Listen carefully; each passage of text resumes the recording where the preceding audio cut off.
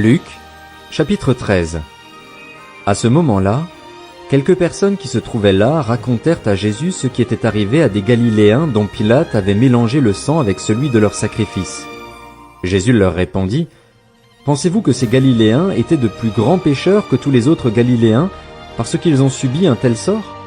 Non, je vous le dis. Mais si vous ne changez pas d'attitude, vous périrez tous de même. Ou bien ces 18 personnes sur qui la tour de Siloé est tombée et qu'elle a tué, pensez-vous qu'elles étaient plus coupables que tous les autres habitants de Jérusalem? Non, je vous le dis.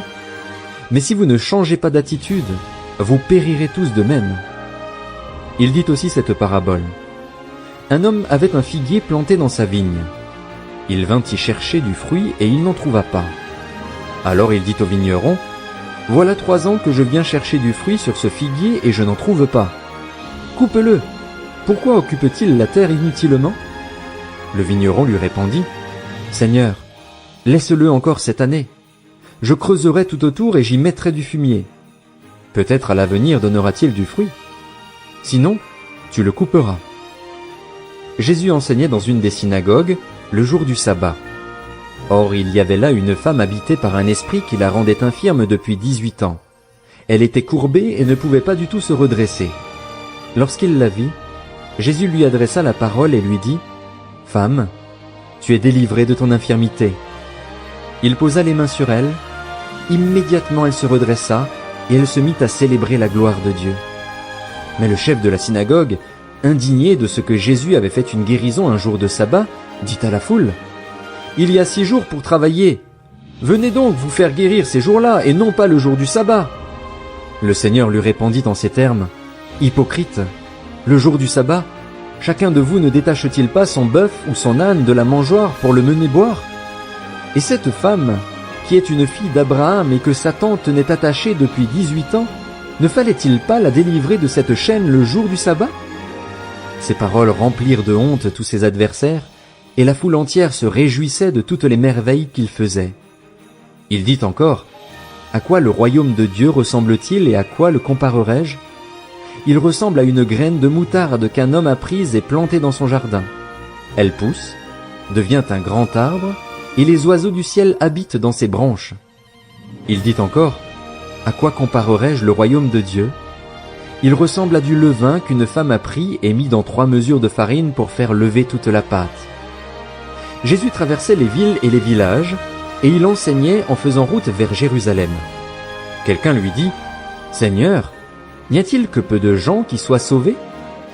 Il leur répondit, « Efforcez-vous d'entrer par la porte étroite. En effet, je vous le dis, beaucoup chercheront à entrer et ne le pourront pas. Quand le maître de la maison se sera levé et aura fermé la porte, vous qui êtes dehors, vous commencerez à frapper à la porte en disant, « Seigneur, Seigneur, ouvre-nous !» Il vous répondra, « Je ne sais pas d'où vous êtes. » Alors vous vous mettrez à dire, « Nous avons mangé et bu devant toi, et tu as enseigné dans nos rues. » Il répondra, « Je vous le dis, je ne sais pas d'où vous êtes. Éloignez-vous de moi, vous tous qui commettez l'injustice. » C'est là qu'il y aura des pleurs et des grincements de dents, quand vous verrez Abraham, Isaac, Jacob et tous les prophètes dans le royaume de Dieu et que vous serez jetés dehors. On viendra de l'est et de l'ouest, du nord et du sud, et l'on se mettra à table dans le royaume de Dieu. Certains parmi les derniers seront les premiers, et d'autres parmi les premiers seront les derniers. Ce même jour, des pharisiens vinrent lui dire, « Va-t'en, pars d'ici, car Hérode veut te faire mourir. » Il leur répondit, « Allez dire à ce renard, voici, je chasse les démons et je fais des guérisons aujourd'hui et demain, et le 3e jour j'aurai fini. Mais il faut que je poursuive ma route aujourd'hui, demain et le jour suivant, car il ne convient pas qu'un prophète meure ailleurs qu'à Jérusalem. Jérusalem, Jérusalem, toi qui tues les prophètes et qui lapides ceux qui te sont envoyés, combien de fois j'ai voulu rassembler tes enfants comme une poule rassemble sa couvée sous ses ailes, et vous ne l'avez pas voulu. Voici que votre maison vous sera laissée déserte. Je vous le dis, vous ne me verrez plus jusqu'à ce que vienne le temps où vous direz, « Béni soit celui qui vient au nom du Seigneur. » Luc, chapitre 14. Un jour de sabbat, Jésus était allé dans la maison de l'un des chefs des pharisiens pour prendre un repas, et les pharisiens l'observaient. Or un homme rempli d'œdème se trouvait devant lui. Jésus prit la parole et dit aux professeurs de la loi et aux pharisiens, « Est-il permis ou non de faire une guérison le jour du sabbat ?» Ils gardèrent le silence. Alors Jésus toucha le malade, le guérit et le renvoya. Puis il leur dit, « Lequel de vous, si son fils ou son bœuf tombe dans un puits, ne l'en retire pas aussitôt, même le jour du sabbat ?» Et ils furent incapables de répondre à cela. Il adressa ensuite une parabole aux invités, en voyant qu'ils choisissaient les meilleures places. Il leur dit, « Lorsque tu es invité par quelqu'un à des noces, ne te mets pas à la meilleure place, de peur qu'il n'y ait parmi les invités une personne plus importante que toi et que celui qui vous a invité l'un et l'autre ne vienne te dire « Laisse-lui la place !» Tu aurais alors la honte d'aller occuper la dernière place. Mais lorsque tu es invité, va te mettre à la dernière place, afin qu'au moment où celui qui t'a invité arrive, il te dise « Mon ami, monte plus haut !» Alors tu seras honoré devant tous ceux qui seront à table avec toi. En effet, toute personne qui s'élève sera abaissée, et celle qui s'abaisse sera élevée. Il dit aussi à celui qui l'avait invité, « Lorsque tu organises un dîner ou un souper, n'invite pas tes amis, ni tes frères, ni tes parents, ni des voisins riches, de peur qu'ils ne t'invitent à leur tour pour te rendre la pareille. Lorsque tu organises un festin, invite au contraire des pauvres, des estropiés, des boiteux, des aveugles, et tu seras heureux, car ils ne peuvent pas te rendre la pareille. En effet, cela te sera rendu à la résurrection des justes. » Après avoir entendu ces paroles, un de ceux qui étaient à table dit à Jésus, « Heureux celui qui prendra son repas dans le royaume de Dieu. » Jésus lui répondit, « Un homme organisa un grand festin et invita beaucoup de gens. À l'heure du festin, il envoya son serviteur dire aux invités, « Venez, car tout est déjà prêt. » Mais tous sans exception se mirent à s'excuser. Le premier lui dit, « J'ai acheté un champ et je suis obligé d'aller le voir. Excuse-moi, je t'en prie. » Un autre dit, « J'ai acheté 5 paires de bœufs et je vais les essayer. Excuse-moi, je t'en prie. » Un autre dit, « Je viens de me marier, c'est pourquoi je ne peux pas venir. » À son retour, le serviteur rapporta ces paroles à son maître. Alors le maître de la maison, en colère, dit à son serviteur, « Va vite sur les places et dans les rues de la ville et amène ici les pauvres, les estropiés, les aveugles et les boiteux. » Le serviteur dit, « Maître, ce que tu as ordonné a été fait et il reste encore de la place. » Le maître dit alors au serviteur, « Va sur les chemins et le long des haies, et ceux que tu trouveras, oblige-les à entrer, afin que ma maison soit remplie. En effet, je vous le dis, aucun de ces hommes qui avaient été invités ne goûtera de mon festin. » De grandes foules faisaient route avec Jésus. Il se retourna et leur dit, « Si quelqu'un vient à moi sans me préférer à son père, sa mère, sa femme, ses enfants, ses frères et ses sœurs, et même à sa propre vie, il ne peut pas être mon disciple. Celui qui ne porte pas sa croix et ne me suit pas ne peut pas être mon disciple. En effet, si l'un de vous veut construire une tour, il s'assied d'abord pour calculer la dépense et voir s'il a de quoi la terminer. Autrement, si après avoir posé les fondations il ne peut pas la terminer, tous ceux qui le verront se mettront à se moquer de lui en disant « Cet homme a commencé à construire, et il n'a pas pu finir. » De même, si un roi part en guerre contre un autre roi, il s'assied d'abord pour examiner s'il peut, avec 10 000 hommes, affronter celui qui vient l'attaquer avec 20 000. Si ce n'est pas le cas, alors que l'autre roi est encore loin, il lui envoie une ambassade pour demander la paix. Ainsi donc aucun de vous, à moins de renoncer à tout ce qu'il possède, ne peut être mon disciple. Le sel est une bonne chose, mais si le sel perd sa saveur, avec quoi la lui rendra-t-on? Il n'est bon ni pour la terre, ni pour le fumier. On le jette dehors. Que celui qui a des oreilles pour entendre, entende. Luc, chapitre 15. Tous les collecteurs d'impôts et les pécheurs s'approchaient de Jésus pour l'écouter. Mais les pharisiens et les spécialistes de la loi murmuraient, disant, « Cet homme accueille des pécheurs et mange avec eux. » Alors il leur dit cette parabole, « Si l'un de vous a 100 brebis et qu'il en perd une, ne laisse-t-il pas les 99 autres dans le désert pour aller à la recherche de celle qui est perdue jusqu'à ce qu'il la retrouve? Lorsqu'il l'a retrouvée, il la met avec joie sur ses épaules et, De retour à la maison, il appelle ses amis et ses voisins et leur dit « Réjouissez-vous avec moi, car j'ai retrouvé ma brebis qui était perdue. » De même, je vous le dis, il y aura plus de joie dans le ciel pour un seul pécheur qui se repent que pour 99 justes qui n'ont pas besoin de changer d'attitude. Ou bien, si une femme a 10 pièces d'argent et qu'elle en perd une, ne va-t-elle pas allumer une lampe, balayer la maison et chercher avec soin jusqu'à ce qu'elle la retrouve? Lorsqu'elle l'a retrouvée, elle appelle ses amis et ses voisines et dit « Réjouissez-vous avec moi, car j'ai retrouvé la pièce que j'avais perdue. » De même, je vous le dis, il y a de la joie parmi les anges de Dieu pour un seul pécheur qui se repent. Il dit encore, un homme avait 2 fils. Le plus jeune dit à son père, « Mon père, donne-moi la part de l'héritage qui doit me revenir. » Le père leur partagea alors ses biens.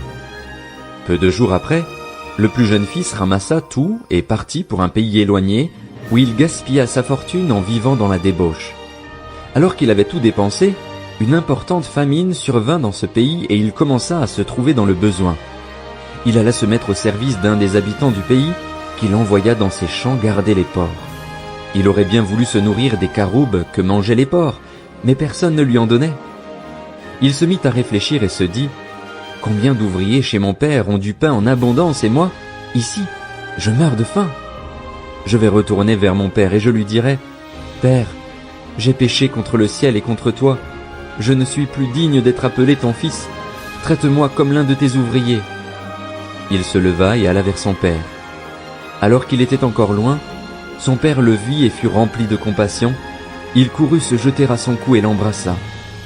Le fils lui dit « Père, j'ai péché contre le ciel et contre toi. Je ne suis plus digne d'être appelé ton fils. » Mais le père dit à ses serviteurs « Apportez vite le plus beau vêtement et mettez-le lui. Passez-lui un anneau au doigt et mettez-lui des sandales aux pieds. Amenez le veau qu'on a engraissé et tuez-le. Mangeons et réjouissons-nous, car mon fils que voici était mort et il est revenu à la vie. Il était perdu et il est retrouvé. » Et ils commencèrent à faire la fête. Or le fils aîné était dans les champs. Lorsqu'il revint et approcha de la maison, il entendit la musique et les danses. Il appela un des serviteurs et lui demanda ce qui se passait. Le serviteur lui dit « Ton frère est de retour et ton père a tué le veau engraissé parce qu'il l'a retrouvé en bonne santé. » Le fils aîné se mit en colère et il ne voulait pas entrer. Son père sortit le supplier d'entrer, mais il répondit à son père « Voilà tant d'années que je suis à ton service sans jamais désobéir à tes ordres, et jamais tu ne m'as donné un chevreau pour que je fasse la fête avec mes amis. Mais quand ton fils est arrivé, celui qui a mangé tes biens avec des prostituées, pour lui tu as tué le veau engraissé. » « Mon enfant, lui dit le père, tu es toujours avec moi et tout ce que j'ai est à toi. Mais il fallait bien faire la fête et nous réjouir, parce que ton frère que voici était mort et il est revenu à la vie. Il était perdu et il est retrouvé. » Luc, chapitre 16. Jésus dit aussi à ses disciples, « Un homme riche avait un intendant. On vint lui rapporter qu'il gaspillait ses biens. Il l'appela et lui dit, « Qu'est-ce que j'entends dire à ton sujet ? Rends compte de ta gestion, car tu ne pourras plus gérer mes biens. » L'intendant se dit en lui-même, « Que vais-je faire, puisque mon maître m'enlève la gestion de ses biens ? Travailler la terre ? Je n'en ai pas la force. Mendier ? J'en ai honte. Je sais ce que je ferai pour qu'il y ait des gens qui m'accueillent chez eux quand je serai renvoyé de mon emploi. » Il fit venir chacun des débiteurs de son maître et dit au premier, « Combien dois-tu à mon maître ? » ?»« Je dois 100 tonneaux d'huile d'olive, » répondit-il. Il lui dit, « Voici ton reçu, assieds-toi vite et écris 50. » Il dit ensuite à un autre, « Et toi, combien dois-tu ? » ?»« Je dois 100 mesures de blé, » répondit-il. Et il lui dit, « Voici ton reçu, écris 80. » Le maître fit l'éloge de l'intendant malhonnête à cause de l'habileté dont il avait fait preuve. En effet, les enfants de ce monde sont plus habiles vis-à-vis de leur génération que ne le sont les enfants de la lumière. Et moi, je vous dis, faites-vous des amis avec les richesses injustes, afin qu'ils vous accueillent dans les habitations éternelles lorsqu'elles viendront à vous manquer. Celui qui est fidèle dans les petites choses l'est aussi dans les grandes, et celui qui est malhonnête dans les petites choses l'est aussi dans les grandes. Si donc vous n'avez pas été fidèle dans les richesses injustes, qui vous confiera les biens véritables ? Et si vous n'avez pas été fidèle dans ce qui est à autrui, qui vous donnera ce qui est à vous ? Aucun serviteur ne peut servir 2 maîtres, car ou il détestera le premier et aimera le second, ou il s'attachera au premier et méprisera le second. Vous ne pouvez pas servir Dieu et l'argent. » En entendant tout cela, les pharisiens qui aimaient l'argent se moquaient de lui. Jésus leur dit, « Vous cherchez à paraître juste devant les hommes, mais Dieu connaît votre cœur. De fait, ce qui est très estimé parmi les hommes est abominable devant Dieu. La loi et les prophètes ont subsisté jusqu'à Jean. Depuis lors, la bonne nouvelle du royaume de Dieu est annoncée et chacun cherche avec force à y entrer. Le ciel et la terre disparaîtront plus facilement que ne tombera un seul trait de lettre de la loi. Tout homme qui renvoie sa femme et en épouse une autre commet un adultère, et tout homme qui épouse une femme divorcée de son mari commet un adultère. Il y avait un homme riche qui s'habillait de pourpre et de fin lin et qui chaque jour menait joyeuse et brillante vie. Un pauvre du nom de Lazare était couché devant son portail, couvert d'ulcères. Il aurait bien voulu se rassasier des miettes qui tombaient de la table du riche, cependant même les chiens venaient lécher ses ulcères. Le pauvre mourut et fut porté par les anges auprès d'Abraham. Le riche mourut aussi et fut enterré. Dans le séjour des morts, en proie à une grande souffrance, il leva les yeux et vit de loin Abraham, avec Lazare à ses côtés. Il s'écria, « Père Abraham, aie pitié de moi et envoie Lazare pour qu'il trempe le bout de son doigt dans l'eau afin de me rafraîchir la langue, car je souffre cruellement dans cette flamme. » Abraham répondit, « Mon enfant, souviens-toi que tu as reçu tes biens pendant ta vie et que Lazare a connu les maux pendant la sienne. Maintenant, il est consolé ici et toi, tu souffres. De plus, il y a un grand abîme entre nous et vous, afin que ceux qui voudraient passer d'ici vers vous, ou de chez vous vers nous, ne puissent pas le faire. » Le riche dit, « Je te prie alors, Père, d'envoyer Lazare chez mon père, car j'ai 5 frères. C'est pour qu'ils les avertissent, afin qu'ils n'aboutissent pas, eux aussi, dans ce lieu de souffrance. » Abraham lui répondit, « Ils ont Moïse et les prophètes, qu'ils les écoutent. » Le riche dit, « Non, Père Abraham, mais si quelqu'un vient de chez les morts vers eux, ils changeront d'attitude. » Abraham lui dit alors, « S'ils n'écoutent pas Moïse et les prophètes, ils ne se laisseront pas persuader, même si quelqu'un ressuscite. » Luc, chapitre 17. Jésus dit à ses disciples, « Il est inévitable qu'il y ait des pièges, mais malheur à celui qui en est responsable. Il vaudrait mieux pour lui qu'on attache à son cou une meule de moulin et qu'on le jette à la mer, plutôt qu'il ne fasse trébucher un seul de ses petits. Faites bien attention à vous-même. Si ton frère a péché contre toi, reprends-le et, s'il reconnaît ses torts, pardonne-lui. S'il a péché contre toi 7 fois dans une journée et que 7 fois dans la journée il revienne vers toi et dise « J'ai eu tort », tu lui pardonneras. Les apôtres dirent au Seigneur, « Augmente notre foi. » Le Seigneur dit, « Si vous aviez de la foi comme une graine de moutarde, vous diriez à ce mûrier, « Déracine-toi et va te planter dans la mer », et il vous obéirait. Si l'un de vous a un esclave qui laboure ou garde les troupeaux, lui dira-t-il, à son retour des champs, « Viens tout de suite te mettre à table » ? Ne lui dira-t-il pas au contraire, « Prépare-moi à souper, ajuste ta tenue pour me servir jusqu'à ce que j'aie mangé et bu. Après cela, toi, tu mangeras et tu boiras. » A-t-il de la reconnaissance envers cet esclave parce qu'il a fait ce qui lui était ordonné ? Je ne pense pas. Vous de même, quand vous avez fait tout ce qui vous a été ordonné, dites, « Nous sommes des serviteurs inutiles, nous avons fait ce que nous devions faire. » Alors qu'il se rendait à Jérusalem, Jésus passa entre la Samarie et la Galilée. Comme il entrait dans un village, 10 lépreux vinrent à sa rencontre. Ils se tinrent à distance et se mirent à lui dire, « Jésus, Maître, aie pitié de nous. » Lorsqu'il les vit, Jésus leur dit, « Allez vous montrer aux prêtres. » Pendant qu'ils y allaient, ils furent guéris. L'un d'eux, se voyant guéri, revint sur ses pas en rendant gloire à Dieu à haute voix. Il tomba le visage contre terre aux pieds de Jésus et le remercia. C'était un Samaritain. Jésus prit la parole et dit, « Les 10 n'ont-ils pas été guéris? Et les 9 autres, où sont-ils? Ne s'est-il trouvé que cet étranger pour revenir et rendre gloire à Dieu? » Puis il lui dit, « Lève-toi, vas-y, ta foi t'a sauvé. » Les pharisiens demandèrent à Jésus quand viendrait le royaume de Dieu. Il leur répondit, « Le royaume de Dieu ne vient pas en se faisant remarquer. On ne dira pas, « Il est ici » ou il est là. En effet, le royaume de Dieu est au milieu de vous. Puis il dit aux disciples, un temps viendra où vous désirerez voir même un seul des jours du Fils de l'homme, et vous ne le verrez pas. On vous dira, il est ici, il est là. N'y allez pas, n'y courez pas. En effet, tout comme l'éclair resplendit et brille d'une extrémité du ciel à l'autre, ainsi sera le Fils de l'homme dans son jour. Mais il faut auparavant qu'il souffre beaucoup et qu'il soit rejeté par cette génération. Ce qui est arrivé à l'époque de Noé arrivera de même au jour du Fils de l'homme.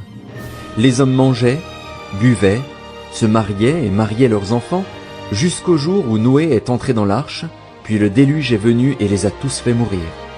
Ce sera comme à l'époque de Lot.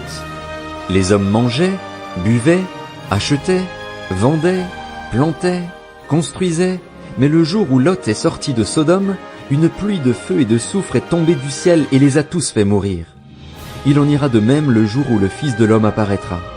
Ce jour-là, que celui qui sera sur le toit et qui aura ses affaires dans la maison ne descende pas pour les prendre, et que celui qui sera dans les champs ne retourne pas non plus en arrière. Souvenez-vous de la femme de Lot.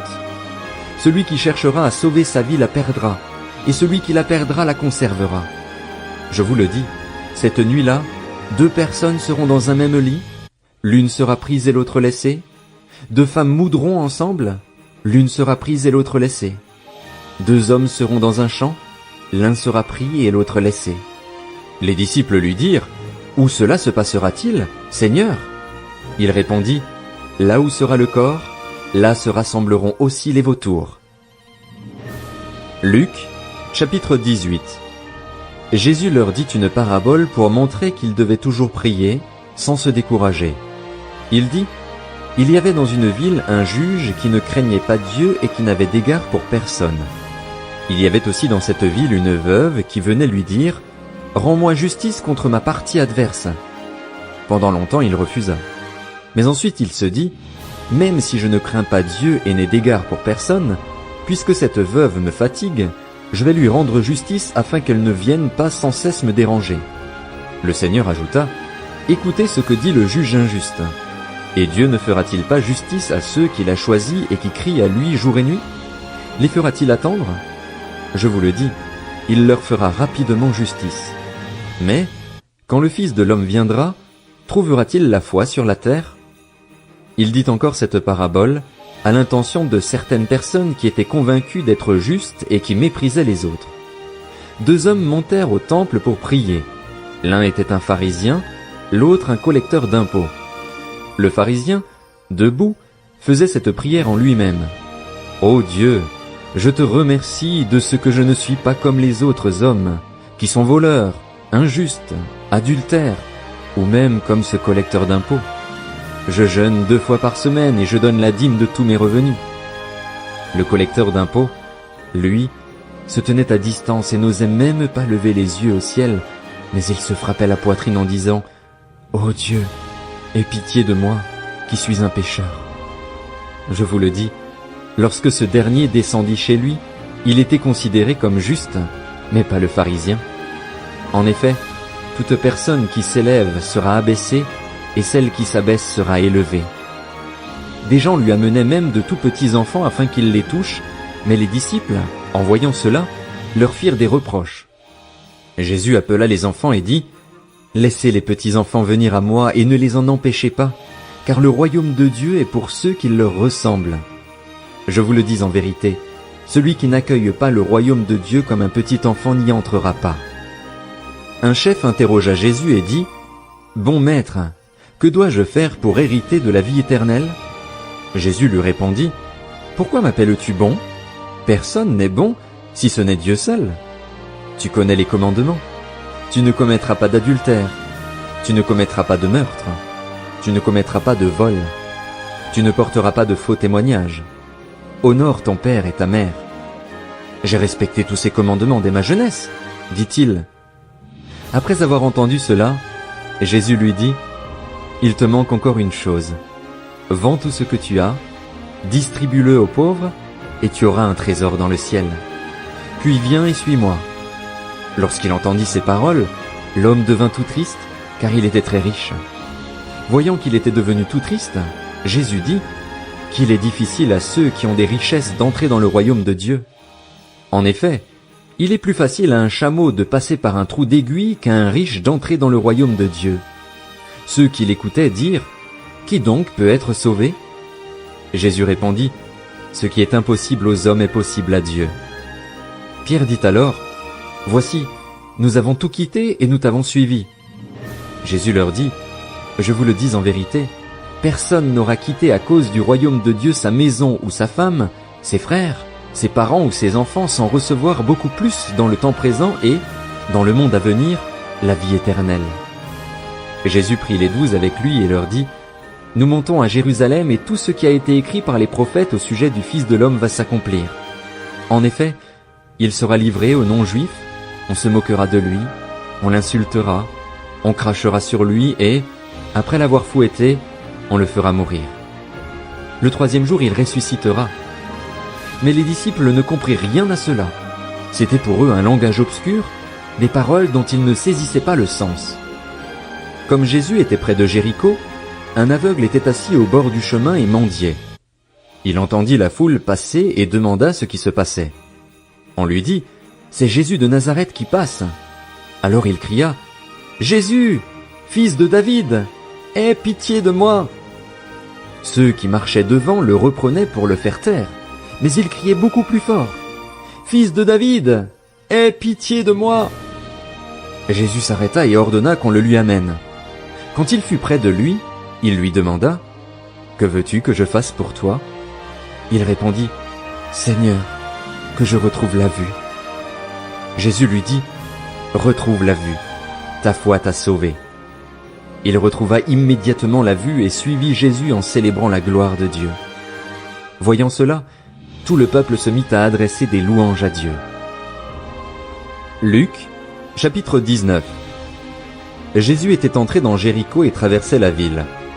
Or, un homme riche appelé Zachée, chef des collecteurs d'impôts, cherchait à voir qui était Jésus, mais il n'y parvenait pas à cause de la foule, car il était de petite taille. Il courut en avant et monta sur un sycomore pour voir Jésus, parce qu'il devait passer par là. Lorsque Jésus fut arrivé à cet endroit, il leva les yeux, le vit et lui dit, « Zachée, dépêche-toi de descendre, car il faut que je m'arrête aujourd'hui chez toi. » Zachée s'empressa de descendre et l'accueillit avec joie. En voyant cela, tous murmuraient en disant, « Il est allé loger chez un homme pécheur. » Mais Zachée, se tenant devant le Seigneur, lui dit, « Seigneur, je donne aux pauvres la moitié de mes biens et, si j'ai causé du tort à quelqu'un, je lui rends le quadruple. » Alors Jésus dit à son propos, « Le salut est entré aujourd'hui dans cette maison, parce que lui aussi est un fils d'Abraham. En effet, le Fils de l'homme est venu chercher et sauver ce qui était perdu. » Comme la foule écoutait cela, Jésus ajouta une parabole. En effet, il était près de Jérusalem et l'on croyait que le royaume de Dieu allait apparaître immédiatement.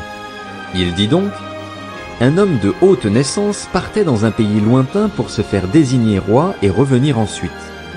Il appela 10 de ses serviteurs, leur remit 10 pièces d'or et leur dit, « Faites-les fructifier jusqu'à ce que je revienne. » Cependant, ses concitoyens le détestaient et ils envoyèrent une délégation après lui pour dire, « Nous ne voulons pas que cet homme règne sur nous. » Lorsqu'il fut de retour après avoir été désigné roi, il fit venir les serviteurs auxquels il avait donné l'argent afin de savoir quel bénéfice chacun avait fait.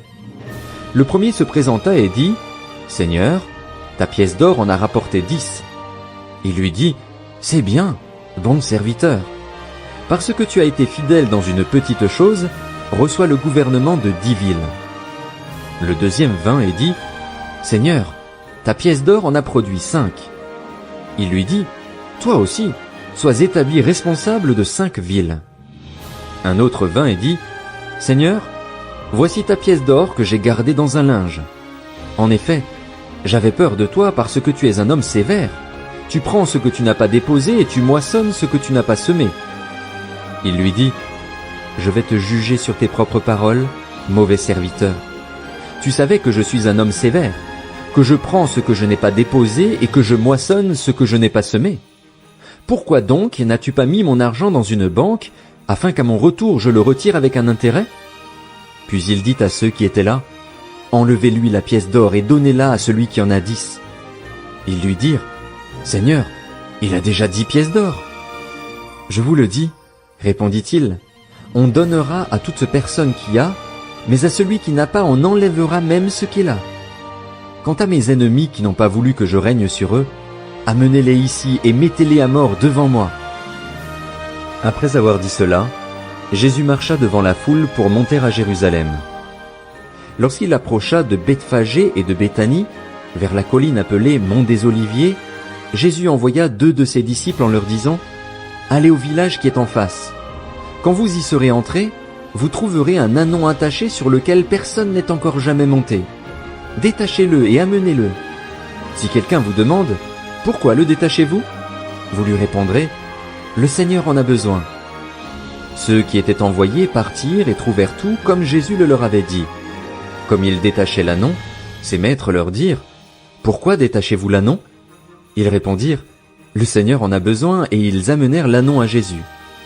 Après avoir jeté leur manteau sur son dos, ils firent monter Jésus. À mesure qu'il avançait, les gens étendaient leurs vêtements sur le chemin. Déjà il approchait de Jérusalem, vers la descente du mont des Oliviers. Alors toute la foule des disciples, remplis de joie, se mirent à adresser à haute voix des louanges à Dieu pour tous les miracles qu'ils avaient vus. Ils disaient, « Béni soit le roi qui vient au nom du Seigneur. Paix dans le ciel et gloire dans les lieux très hauts. » Du milieu de la foule, quelques pharisiens dirent à Jésus, « Maître, reprends tes disciples. » Il répondit, « Je vous le dis, si eux se taisent, les pierres crieront. » Quand il approcha de la ville et qu'il la vit, Jésus pleura sur elle et dit, « Si seulement tu avais toi aussi reconnu, aujourd'hui, ce qui peut te donner la paix. Mais maintenant, cela est caché à tes yeux.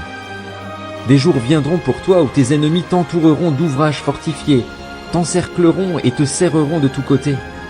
Ils te détruiront, toi et tes enfants au milieu de toi, et ils ne laisseront pas en toi pierre sur pierre, parce que tu n'as pas reconnu le moment où tu as été visité. » Jésus entra dans le temple et se mit à en chasser les marchands. Il leur dit, « Il est écrit, mon temple sera une maison de prière, mais vous, vous en avez fait une caverne de voleurs. » Il enseignait tous les jours dans le temple. Les chefs des prêtres, les spécialistes de la loi et les chefs du peuple cherchaient à le faire mourir. Mais ils ne savaient pas comment s'y prendre, car tout le peuple l'écoutait, suspendu à ses lèvres. Luc, chapitre 20. Un de ces jours-là, Jésus enseignait le peuple dans le temple et annonçait la bonne nouvelle. Les chefs des prêtres et les spécialistes de la loi, avec les anciens, survinrent alors et lui dirent, « Dis-nous par quelle autorité tu fais ces choses, ou qui t'a donné cette autorité ?» Il leur répondit, « Je vous poserai moi aussi une question. Dites-moi, le baptême de Jean venait-il du ciel ou des hommes ?» Mais ils raisonnèrent ainsi entre eux, « Si nous répondons « du ciel », il dira, « Pourquoi n'avez-vous pas cru en lui ?» Et si nous répondons « des hommes », tout le peuple nous lapidera, car il est persuadé que Jean était un prophète. Alors ils répondirent qu'ils ne savaient pas d'où il venait. Jésus leur dit, « Moi non plus, je ne vous dirai pas par quelle autorité je fais ces choses. » Il se mit ensuite à dire cette parabole au peuple. Un homme planta une vigne. La loi a des vignerons et quitta pour longtemps le pays. Le moment venu, il envoya un serviteur vers les vignerons pour qu'il lui donne sa part de récolte de la vigne. Mais les vignerons le battirent et le renvoyèrent les mains vides. Il envoya encore un autre serviteur. Ils le battirent lui aussi, l'insultèrent et le renvoyèrent les mains vides. Il en envoya encore un troisième, mais ils le blessèrent aussi et le chassèrent. Le maître de la vigne se dit alors, « Que faire ? J'enverrai mon fils bien-aimé. Peut-être en le voyant auront-ils du respect pour lui. » Mais quand les vignerons le virent, ils raisonnèrent entre eux et dirent, « Voilà l'héritier. Tuons-le, afin que l'héritage soit à nous. » Ils le jetèrent hors de la vigne et le tuèrent. Maintenant, que leur fera donc le maître de la vigne ? Il viendra, fera mourir ses vignerons et donnera la vigne à d'autres. En entendant cela, ils dirent, « Certainement pas. » Mais Jésus jeta les regards sur eux et dit, « Que signifie donc ce qui est écrit ? La pierre qu'ont rejetée ceux qui construisaient est devenue la pierre angulaire. Toute personne qui tombera sur cette pierre s'y brisera, et celui sur qui elle tombera sera écrasé. Les chefs des prêtres et les spécialistes de la loi cherchèrent à l'arrêter au moment même, mais ils redoutaient les réactions du peuple. Ils avaient compris que c'était pour eux que Jésus avait dit cette parabole. Ils se mirent à observer Jésus et ils envoyèrent des hommes qui faisaient semblant d'être des justes pour le prendre au piège de ses propres paroles, afin de le livrer au pouvoir et à l'autorité du gouverneur. Ils lui posèrent cette question. « Maître, nous savons que tu parles et enseignes avec droiture et que tu ne tiens pas compte de l'apparence, mais que tu enseignes le chemin de Dieu en toute vérité. Nous est-il permis, ou non, de payer l'impôt à l'empereur ?» Jésus discerna leur ruse et leur répondit. « Pourquoi me tendez-vous un piège? Montrez-moi une pièce de monnaie. De qui porte-t-elle l'effigie et l'inscription? » « De l'empereur, répondirent-ils. Alors il leur dit, « Rendez donc à l'empereur ce qui est à l'empereur et à Dieu ce qui est à Dieu. » Ils ne purent pas le prendre en défaut dans ce qu'il disait devant le peuple. Étonnés de sa réponse, ils gardèrent le silence.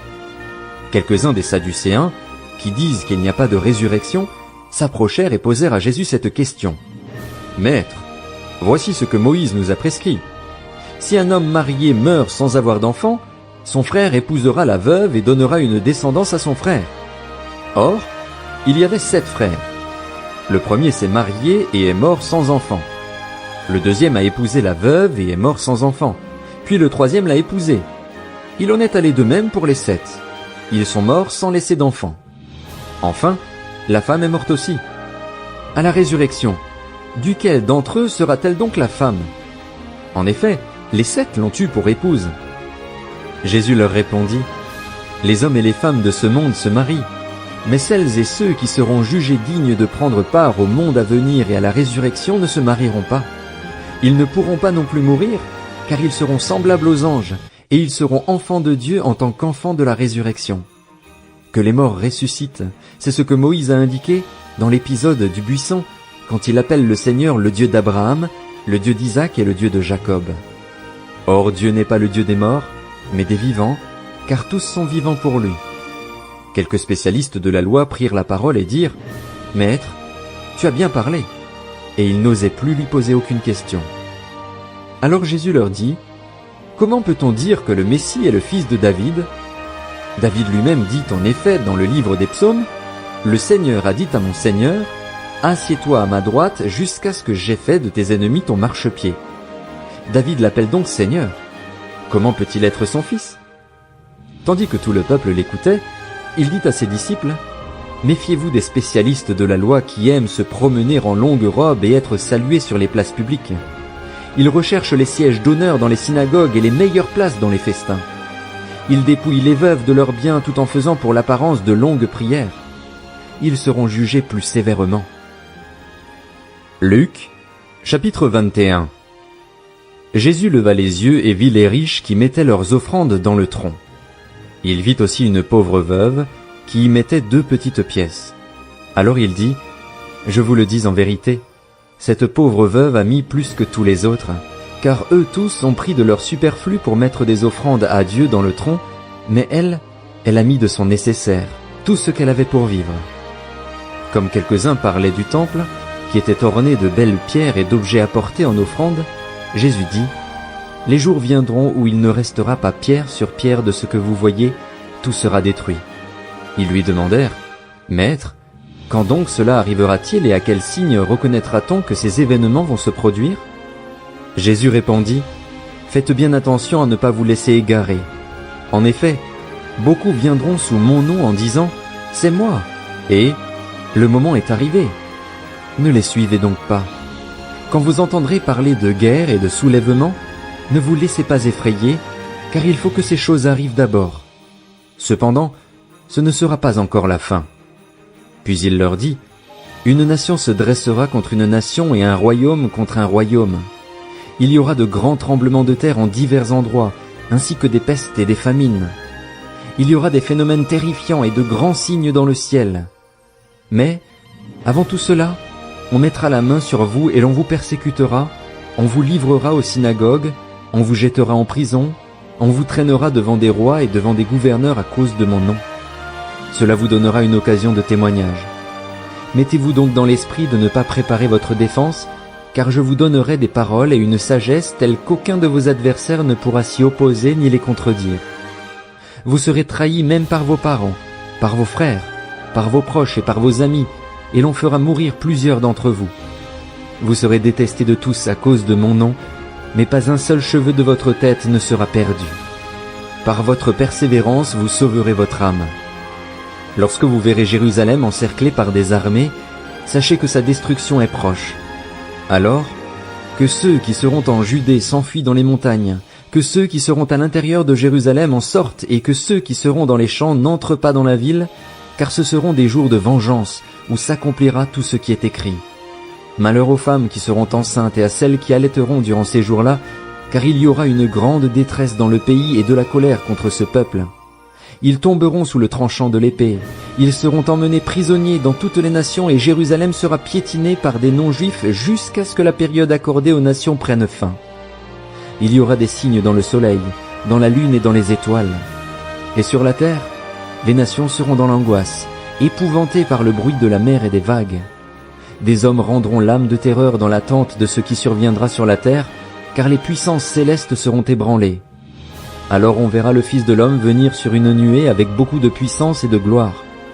Quand ces événements commenceront à se produire, redressez-vous et relevez la tête, parce que votre délivrance est proche. Puis il leur dit une parabole. Regardez le figuier et tous les autres arbres. Dès qu'ils bourgeonnent, vous savez de vous-même que déjà l'été est proche. De même, quand vous verrez ces choses arriver, sachez que le royaume de Dieu est proche. Je vous le dis en vérité, cette génération ne passera pas avant que tout cela n'arrive. Le ciel et la terre disparaîtront, mais mes paroles ne disparaîtront pas. Faites bien attention à vous-même, de peur que votre cœur ne devienne insensible au milieu des excès du manger et du boire et des soucis de la vie, et que ce jour ne fonde sur vous à l'improviste. En effet, il s'abattra comme un piège sur tous les habitants de la terre. Restez donc en éveil, priez en tout temps, afin d'avoir la force d'échapper à tous ces événements à venir et de vous présenter debout devant le Fils de l'homme. Pendant la journée, Jésus enseignait dans le temple, et il allait passer la nuit à la colline appelée Mont des Oliviers. Tout le peuple se rendait dès le matin vers lui dans le temple pour l'écouter. Luc, chapitre 22. La fête des pains sans levain, appelée la Pâque, approchait. Les chefs des prêtres et les spécialistes de la loi cherchaient les moyens de faire mourir Jésus, car ils redoutaient les réactions du peuple. Or Satan entra dans Judas, surnommé l'Iscariote, qui faisait partie des 12, et Judas alla s'entendre avec les chefs des prêtres et les chefs des gardes sur la manière de le leur livrer. Ils s'en réjouirent et convinrent de lui donner de l'argent. Judas accepta et se mit à chercher une occasion favorable pour leur livrer Jésus à l'insu de la foule. Le jour des pains sans levain où l'on devait sacrifier l'agneau pascal arriva. Jésus envoya Pierre et Jean en leur disant « Allez nous préparer la Pâque, afin que nous la mangions. » Ils lui dirent « Où veux-tu que nous la préparions ?» Il leur répondit « Quand vous serez entrés dans la ville, vous rencontrerez un homme qui porte une cruche d'eau. Suivez-le dans la maison où il entrera et dites au propriétaire de la maison « Le maître te demande « Où est la salle où je mangerai la Pâque avec mes disciples ?» Alors il vous montrera une grande pièce aménagée à l'étage. C'est là que vous préparerez la Pâque. Ils partirent et trouvèrent tout comme il le leur avait dit, et ils préparèrent la Pâque. Quand l'heure fut venue, il se mit à table avec les 12 apôtres. Il leur dit « J'ai vivement désiré manger cette Pâque avec vous avant de souffrir, car, je vous le dis, je ne la mangerai plus jusqu'à ce qu'elle soit accomplie dans le royaume de Dieu. » Puis il prit une coupe, remercia Dieu et dit « Prenez cette coupe et partagez-la entre vous, car, je vous le dis, désormais je ne boirai plus du fruit de la vigne jusqu'à ce que le royaume de Dieu soit venu. » Ensuite il prit du pain et, après avoir remercié Dieu, il le rompit et le leur donna en disant « Ceci est mon corps qui est donné pour vous. Faites ceci en souvenir de moi. » Après le souper il prit de même la coupe et la leur donna en disant « Cette coupe est la nouvelle alliance en mon sang qui est versée pour vous. Cependant celui qui me trahit est avec moi à cette table. Le Fils de l'homme s'en va conformément à ce qui a été fixé, mais malheur à l'homme par qui il les trahit. » Ils commencèrent à se demander les uns aux autres lequel d'entre eux ferait cela. Il y eut aussi une rivalité entre les disciples pour déterminer qui devait être considéré comme le plus grand parmi eux. Jésus leur dit, « Les rois des nations dominent sur leur peuple et ceux qui exercent le pouvoir se font appeler bienfaiteurs. Que cela ne soit pas votre cas, mais que le plus grand parmi vous soit comme le plus jeune, et celui qui commande comme celui qui sert. En effet, qui est le plus grand? Celui qui est à table ou celui qui sert? N'est-ce pas celui qui est à table? Et moi, cependant, je suis au milieu de vous comme celui qui sert. Vous êtes ceux qui avez persévéré avec moi dans mes épreuves. C'est pourquoi je dispose du royaume en votre faveur, comme mon Père en a disposé en ma faveur. Ainsi, vous mangerez et boirez à ma table dans mon royaume et vous serez assis sur des trônes pour juger les 12 tribus d'Israël.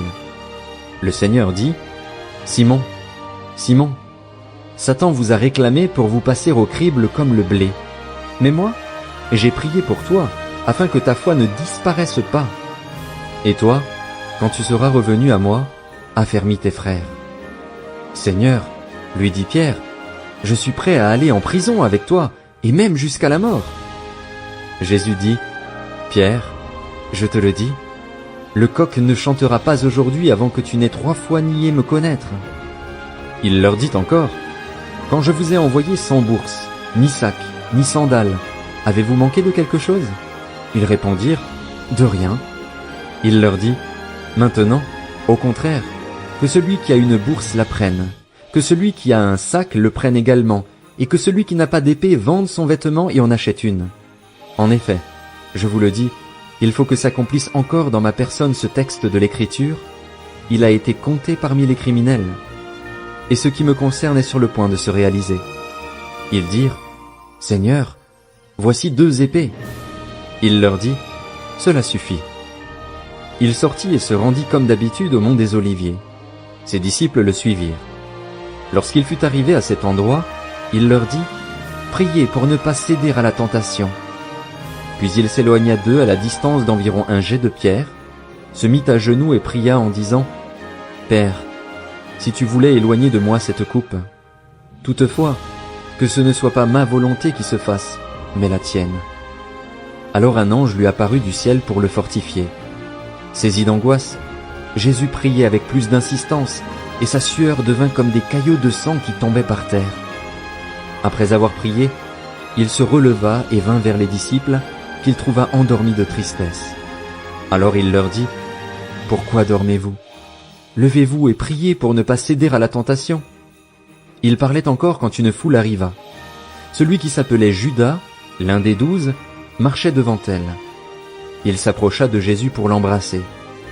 Jésus lui dit, « Judas, c'est par un baiser que tu trahis le Fils de l'homme. » Voyant ce qui allait arriver, ceux qui étaient avec Jésus dirent, « Seigneur, devons-nous frapper avec l'épée ?» Et l'un d'eux frappa le serviteur du grand prêtre et lui emporta l'oreille droite.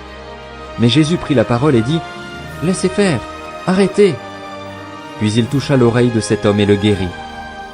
Jésus dit ensuite au chef des prêtres, aux chefs des gardes du temple et aux anciens qui étaient venus pour l'arrêter, « Vous êtes venus comme pour un brigand, avec des épées et des bâtons. J'étais tous les jours avec vous dans le temple et vous n'avez pas mis la main sur moi. Mais c'est maintenant votre heure et celle du pouvoir des ténèbres. » Après avoir arrêté Jésus, ils l'emmenèrent et le conduisirent dans la maison du grand prêtre. Pierre suivait de loin. Ils allumèrent un feu au milieu de la cour et s'assirent ensemble. Pierre s'assit au milieu d'eux. Une servante qui l'avait vu assis devant le feu et l'avait observé dit, « Cet homme aussi était avec lui. » Mais il le renia en disant, « Femme, je ne le connais pas. » Peu après, un autre le vit et dit, « Toi aussi tu fais partie de ces gens-là. » Et Pierre dit à l'homme, « Je n'en fais pas partie. » Environ 1 heure plus tard, un autre insistait, disant, « Certainement cet homme était aussi avec lui, car il est galiléen. » Pierre répondit, « Je ne sais pas de quoi tu parles. » Immédiatement, alors qu'il parlait encore, un coq chanta. Le Seigneur se retourna et regarda Pierre. Pierre se souvint alors de ce que le Seigneur lui avait dit, « Avant que le coq chante aujourd'hui, tu me renieras 3 fois. » Il sortit et pleura amèrement. Les hommes qui gardaient Jésus se moquaient de lui et le frappaient. Ils lui mirent un voile sur le visage et ils l'interrogeaient en disant, « Devine qui t'a frappé !» Et ils proféraient contre lui beaucoup d'autres insultes. Au lever du jour, le collège des anciens du peuple, Les chefs des prêtres et les spécialistes de la loi se rassemblèrent et firent amener Jésus devant leur Sanhédrin. Ils dirent, « Si tu es le Messie, dis-le nous. » Jésus leur répondit, « Si je vous le dis, vous ne le croirez pas, et si je vous interroge, vous ne me répondrez pas et vous ne me relâcherez pas non plus. Désormais le Fils de l'homme sera assis à la droite du Dieu Tout-Puissant. » Tous dirent, « Tu es donc le Fils de Dieu ?» Il leur répondit, « Vous le dites, je le suis. » Alors ils dirent, « Qu'avons-nous encore besoin de témoignages? Nous l'avons entendu nous-mêmes de sa bouche. » Luc, chapitre 23. Ils se levèrent tous et conduisirent Jésus devant Pilate. Ils se mirent à l'accuser, disant, « Nous avons trouvé cet homme qui sème le désordre dans notre nation. Il empêche de payer les impôts à l'empereur et se présente lui-même comme le Messie, le roi. » Pilate lui demanda, « Es-tu le roi des Juifs ?» Jésus lui répondit, « Tu le dis. » Pilate dit au chef des prêtres et à la foule, « Je ne trouve chez cet homme aucun motif de le condamner. » Mais ils insistèrent en disant, « Il excite le peuple à la révolte en enseignant dans toute la Judée, depuis la Galilée où il a commencé et jusqu'ici. » À ces mots, Pilate demanda si cet homme était galiléen. Lorsqu'il apprit qu'il relevait bien de l'autorité d'Hérode, il le lui envoya, car lui aussi se trouvait à Jérusalem ces jours-là. Lorsqu'Hérode vit Jésus, il en eut une grande joie, car depuis longtemps il désirait le voir à cause de tout ce qu'il avait entendu dire de lui, et il espérait le voir faire un signe miraculeux. Il lui posa beaucoup de questions, mais Jésus ne lui répondit rien. Les chefs des prêtres et les spécialistes de la loi étaient présents et accusaient violemment Jésus. Alors Hérode, avec ses gardes, le traita avec mépris et se moqua de lui. Puis, après lui avoir mis un habit magnifique, il le renvoya à Pilate. Ce jour-là, Pilate et Hérode devinrent amis, d'ennemis qu'ils étaient auparavant. Pilate rassembla les chefs des prêtres, les magistrats et le peuple et leur dit, « Vous m'avez amené cet homme sous prétexte qu'il excitait le peuple à la révolte. Or, je l'ai interrogé devant vous et je ne l'ai trouvé coupable d'aucun des actes dont vous l'accusez. Hérode non plus, puisqu'il nous l'a renvoyé. Ainsi cet homme n'a rien fait qui soit digne de mort. Je vais donc le relâcher après l'avoir fait fouetter. » À chaque fête, ils devaient leur relâcher un prisonnier. Ils s'écrièrent tous ensemble, « Fais mourir celui-ci et relâche-nous Barabbas !» Cet homme avait été mis en prison pour une émeute qui avait eu lieu dans la ville et pour un meurtre. Pilate leur parla de nouveau dans l'intention de relâcher Jésus, mais ils criaient, « Crucifie-le! Crucifie-le » Pour la troisième fois, Pilate leur dit, « Quel mal a-t-il fait? Je n'ai rien trouvé en lui qui mérite la mort. Je vais donc le relâcher après l'avoir fait fouetter. » Cependant ils insistaient à grands cris, demandant qu'il soit crucifié, et leurs cris l'emportèrent avec ceux des chefs des prêtres. Pilate décida de leur accorder ce qu'ils demandaient. Il relâcha celui qui avait été mis en prison pour émeute et pour meurtre, et qu'ils réclamaient, et il livra Jésus à leur volonté. Comme ils l'emmenaient, ils s'emparèrent d'un certain Simon de Cyrène, qui revenait des champs, et ils le chargèrent de la croix pour qu'il la porte derrière Jésus. Il était suivi par une grande foule composée de membres du peuple et de femmes qui se frappaient la poitrine et se lamentaient sur lui. Jésus se tourna vers elles et dit, « Femmes de Jérusalem, ne pleurez pas sur moi, mais pleurez sur vous et sur vos enfants. En effet, voici que viennent des jours où l'on dira, « Heureuses celles qui sont stériles, heureuses celles qui n'ont pas eu d'enfants et celles qui n'ont pas allaité. » Alors on se mettra à dire aux montagnes, « Tombez sur nous » et aux collines, « Couvrez-nous » En effet, si l'on traite ainsi le bois vert, qu'arrivera-t-il au bois sec? On conduisait aussi 2 malfaiteurs qui devaient être mis à mort avec lui. Lorsqu'ils furent arrivés à l'endroit appelé le crâne, ils le crucifièrent là ainsi que les 2 malfaiteurs, l'un à droite, l'autre à gauche. Jésus dit, « Père, pardonne-leur, car ils ne savent pas ce qu'ils font. » Ils se partagèrent ses vêtements en tirant au sort. Le peuple se tenait là et regardait. Les magistrats eux-mêmes se moquaient de Jésus avec eux en disant, « Il en a sauvé d'autres. Qu'il se sauve lui-même, s'il est le Messie choisi par Dieu. » Les soldats aussi se moquaient de lui. Ils s'approchaient pour lui présenter du vinaigre en disant, « Si tu es le roi des Juifs, sauve-toi toi-même. » Il y avait au-dessus de lui cette inscription, écrite en grec, en latin et en hébreu, « Celui-ci est le roi des Juifs. » L'un des malfaiteurs crucifiés avec lui l'insultait en disant, « Si tu es le Messie, sauve-toi toi-même, et nous avec toi. » Mais l'autre le reprenait et disait, « N'as-tu aucune crainte de Dieu, toi qui subis la même condamnation? Pour nous, ce n'est que justice, puisque nous recevons ce qu'ont mérité nos actes, mais celui-ci n'a rien fait de mal. » Et il dit à Jésus, « Seigneur, souviens-toi de moi quand tu viendras régner. » Jésus lui répondit, « Je te le dis en vérité, aujourd'hui tu seras avec moi dans le paradis. » C'était déjà presque midi, et il y eut des ténèbres sur tout le pays jusqu'à 3 heures de l'après-midi. Le soleil s'obscurcit et le voile du temple se déchira par le milieu. Jésus s'écria d'une voix forte, « Père, je remets mon esprit entre tes mains. » Après avoir dit ces paroles, il expira. Voyant ce qui était arrivé, l'officier romain rendit gloire à Dieu en disant, « Certainement, cet homme était juste. » Après avoir vu ce qui était arrivé, tous ceux qui en foule assistaient à ce spectacle repartirent en se frappant la poitrine. Tous ceux qui connaissaient Jésus, et en particulier les femmes qui l'avaient accompagné depuis la Galilée, étaient restés à distance et regardaient ce qui se passait.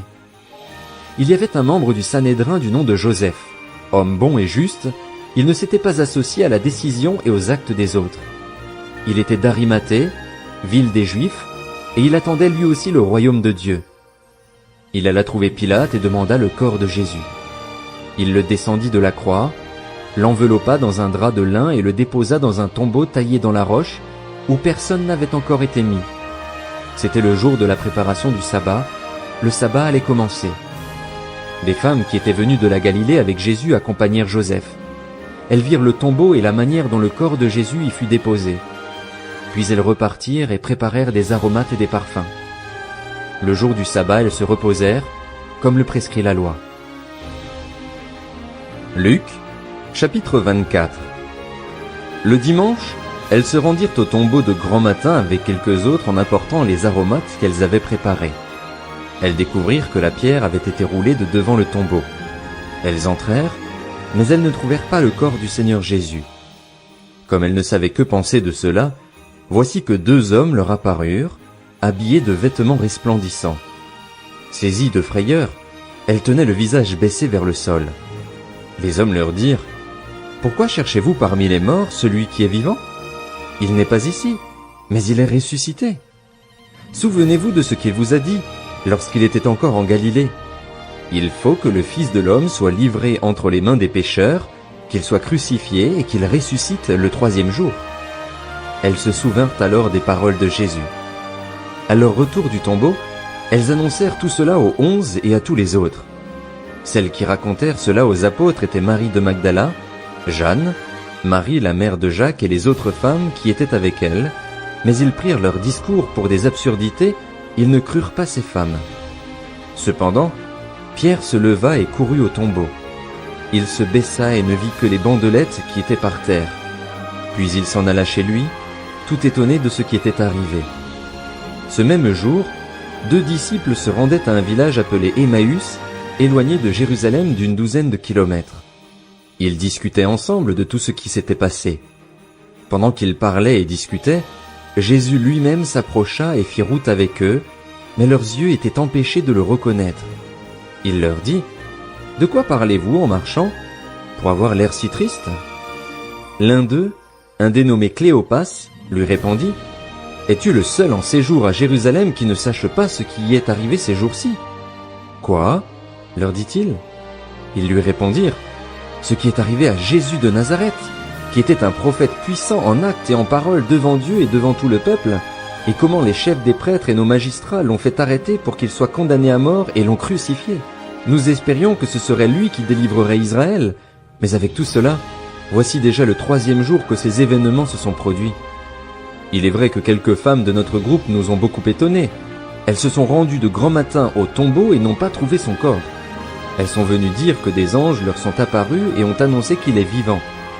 Quelques-uns des nôtres sont allés au tombeau et ils ont trouvé les choses comme les femmes l'avaient dit, mais lui, ils ne l'ont pas vu. » Alors Jésus leur dit, « Hommes sans intelligence, dont le cœur est lent à croire tout ce qu'ont dit les prophètes, ne fallait-il pas que le Messie souffre ces choses et qu'il entre dans sa gloire ?»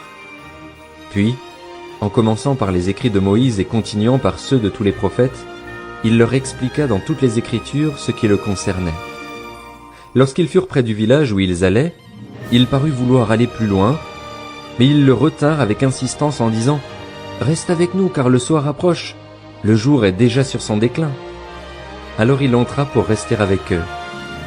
Pendant qu'il était à table avec eux, il prit le pain et, après avoir prononcé la prière de bénédiction, il le rompit et le leur donna. Alors leurs yeux s'ouvrirent et ils le reconnurent, mais il disparut de devant eux. Ils se dirent l'un à l'autre, « Notre cœur ne brûlait-il pas en nous lorsqu'il nous parlait en chemin et nous expliquait les Écritures ?» Ils se levèrent à ce moment même et retournèrent à Jérusalem, où ils trouvèrent les 11 et les autres qui étaient rassemblés et qui leur dirent, « Le Seigneur est réellement ressuscité et il est apparu à Simon. » Alors les 2 disciples racontèrent ce qui leur était arrivé en chemin et comment ils l'avaient reconnu au moment où il rompait le pain.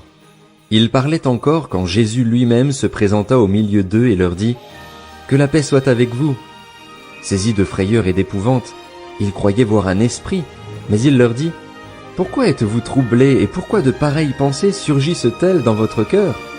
Regardez mes mains et mes pieds, c'est bien moi. Touchez-moi et regardez. Un esprit n'a ni chair ni eau comme, vous le voyez bien, j'en ai. » En disant cela, il leur montra ses mains et ses pieds. Cependant, dans leur joie, ils ne croyaient pas encore et ils étaient dans l'étonnement. Alors il leur dit, « Avez-vous ici quelque chose à manger ?» Ils lui présentèrent un morceau de poisson grillé et un rayon de miel. Il en prit et mangea devant eux. Puis il leur dit, « C'est ce que je vous disais lorsque j'étais encore avec vous. Il fallait que s'accomplisse tout ce qui est écrit à mon sujet dans la loi de Moïse, dans les prophètes et dans les psaumes. » Alors il leur ouvrit l'intelligence afin qu'ils comprennent les Écritures et il leur dit, « Ainsi, il était écrit, et il fallait que cela arrive, que le Messie souffrirait et qu'il ressusciterait le 3e jour, et que la repentance et le pardon des péchés seraient prêchés en son nom à toutes les nations, à commencer par Jérusalem. Vous êtes témoins de ces choses. Et voici que j'enverrai sur vous ce que mon Père a promis. Quant à vous, restez dans la ville de Jérusalem jusqu'à ce que vous soyez revêtus de la puissance d'en haut. » Il les conduisit jusque vers Béthanie, puis il leva les mains et les bénit. Pendant qu'il les bénissait, il les quitta et fut enlevé au ciel. Quant à eux, après l'avoir adoré, ils retournèrent à Jérusalem remplis d'une grande joie. Ils étaient constamment dans le temple, louant et bénissant Dieu.